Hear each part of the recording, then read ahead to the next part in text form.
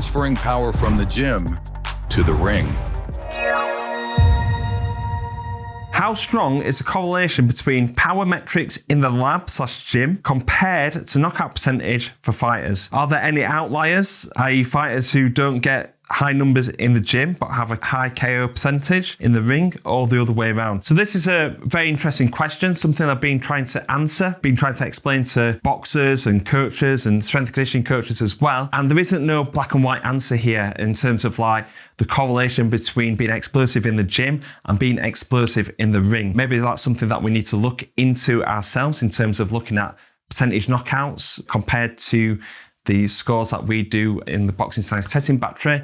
Something that we do correlate is with the landmine punch throw as an estimate of punch force and punching velocity. Correlate this with our other tests such as reactive strength index, canter movement jump height for lower body power, rotational peak strength, and also looking at grip strength as well. And with this, we highlight strengths and areas for improvement to look at how we can get an athlete punching harder. Looking at actually how they produce force in their punch. Do they produce more through rotation, or do they produce more through that lower body force and speed development? People being explosive in the ring or being explosive in the gym, I've never seen anybody that is a big knockout puncher show poor strength and power qualities in the gym. People on the program at the moment, we've got Fabio Wardley, Stephen Cairns, Dan Toward.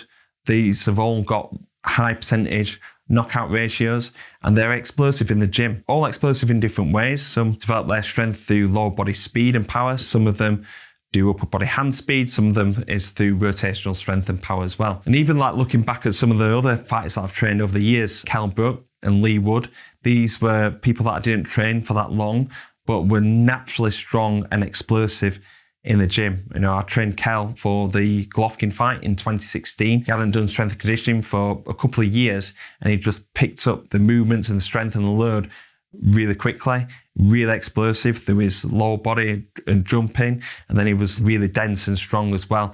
And you can see them natural qualities start to be unlocked a little bit with training and being exposed to more strength and conditioning. So don't necessarily need to be doing a lot of strength and conditioning to be strong and powerful. He was naturally strong and powerful, as is Lee Wood as well. A boxer that really springs to mind in terms of like that transfer between being strong and powerful in the gym, not necessarily showing it in terms of his knockout percentage record, is Jordan Gill. Jordan, who I've trained for 10 years, gone from fighting journeyman all the way through to European title fights, fighting for world title eliminators as well. Within that journey there, Jordan was pound for pound one of the strongest in the gym, hitting some of the highest numbers on his landmine punch throw velocity. Really strong, really powerful. Didn't really show it in his knockout percentage, but he actually showed it in glimpses in his career that he did have that strength and power. You know, he stopped numerous fighters, Ryan Doyle, Gurfey, Michael Conlon, and was known to be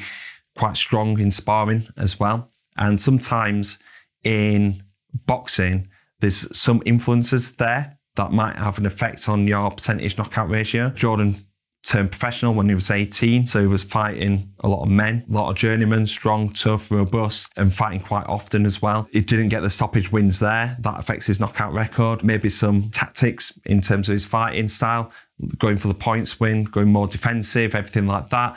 That might have an effect on punching power and percentage records. So this is where the correlations become quite flawed in terms of, is that person a puncher? You know, I've had people that have been in the gym that really surprised me in terms of their speed and power metrics, because I look at what their knockout ratio is, and actually they're a lot stronger than what they are showing. Sometimes you can have athletes that are really strong, really powerful, but not be able to get them knockout wins. Maybe an athlete is stronger than they are fast, or maybe even like faster than they are strong. They don't have that kind of like perfect blend between strength and speed. Sometimes core strength, rotational power might be the missing link in terms of their kinetic chain sequencing. And sometimes it's just down to technique. You know, we can get an athlete as strong and as powerful as possible, but it's all about technique. It's all about timing. Timing that perfect punch is a massive factor in terms of being able to punch hard. You look at somebody like Deontay Wilder, who is probably known as one of the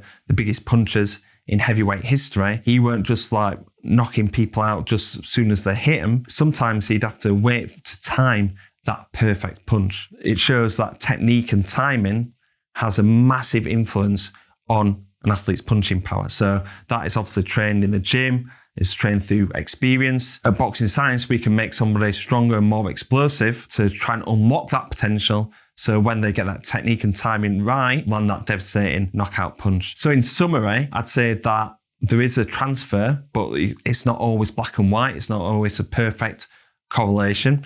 We've got athletes that are naturally explosive in the gym as well as being in the ring. Sometimes you get athletes that are naturally explosive but can't transfer that into knockout power. Maybe need to work on their movement skills, their technique and their timing of their punches, or might need to work on a certain strength quality, whether they need to work more on strength or need to work more on speed. Then you do see some athletes that are just like not athletically gifted, not really that explosive, then struggle to have that knockout power in the ring. But yeah, I've never seen anybody as explosive in the ring, getting knockout wins, not show some sort of high level strength and power qualities in the gym. Go and check out our products and services on the Boxing Science website, boxingscience.co.uk, where we've also got our membership, our Train Like a Champion membership, where you can follow the blueprint to elite performance. Okay guys, thank you very much for watching. Hopefully see you on the next video at Boxing Science.